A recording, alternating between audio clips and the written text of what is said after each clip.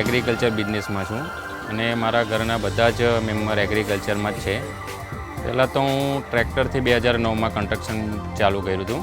એટલે હું જેસીબી લીધું અને એનાથી હું ઘણો ખુશ હતો કે ભાઈ મારા એટલા આગળ વધ્યા, એટલા કામ મળ્યા છે મને નવા. અને ત્યાર પછી મારું 2009થી 2011 લગીના કન્ટિન્યુ મશીન ચાલુ જ રહ્યું છે મારું, કે કોઈ એવું નથી કે મારું મશીન ઊભું રહ્યું હોય કે મેં કામ ના કર્યું હોય. મારો પ્રોજેક્ટ ચાલુ જ રહેશે. તો હું 2011માં જેસીબી લીધું, જેસીબી એન્જિન. હવે મને ડાઉટ હતો કે ભાઈ જેસીબી એન્જિન જે નવું હતું કે ભાઈ ચાલશે કે નહીં ચાલે, ફર્સ્ટ ટાઈમ હતું. એટલે હું પણ ભરોસો હતો જેસીબી પર કે ભાઈ ચાલો આ એક તો આપણી પાસે ઓલરેડી મશીન હતું કે ચાલ્યું છે, તો બીજી વાર બી આપણે એ મશીનનો અનુભવ કરીએ.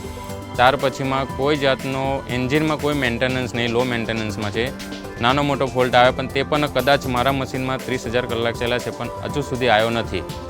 2011નું મશીનમાં જે એન્જિનમાં ફાયદો છે એમાં તો પહેલું એવું છે કે જેનું એર ક્લીનર પહેલેની મશીનમાં કે આપણે રોજે રોજ સાફ કરવું પડતું હતું, કાં તો દિવસમાં 2 વાર સાફ કરવું પડતું હતું. જ્યારે આ એન્જિનમાં ઓટોમેટિક છે કે ભાઈ તમારે કોઈ ઓપરેટરને ઉતરીને કંઈ સાફ નહીં કરવાનું, કે ઓટોમેટિક છે કે બધું ધૂળ અંદર જ કવર કરી લે છે અને ડસ્ટ બધું બહાર કાઢે છે. અને બીજું કે પહેલાંના જે મશીનમાં કુલિંગ સિસ્ટમ નથી, ત્યારે આ મશીનમાં કુલિંગ સિસ્ટમ આવી ગઈ છે નવી, જેની લીધે મશીન કન્ટિન્યુઅસ માનો 15-20 કલાક ચાલુ હોય તો બી કન્ટિન્યુ ચાલે છે. ને જ્યારે કોઈ જાતની તકલીફ કે હીટ પકડે મશીન કે કોઈ જાતની નવી તકલીફ ઊભી થતી નથી.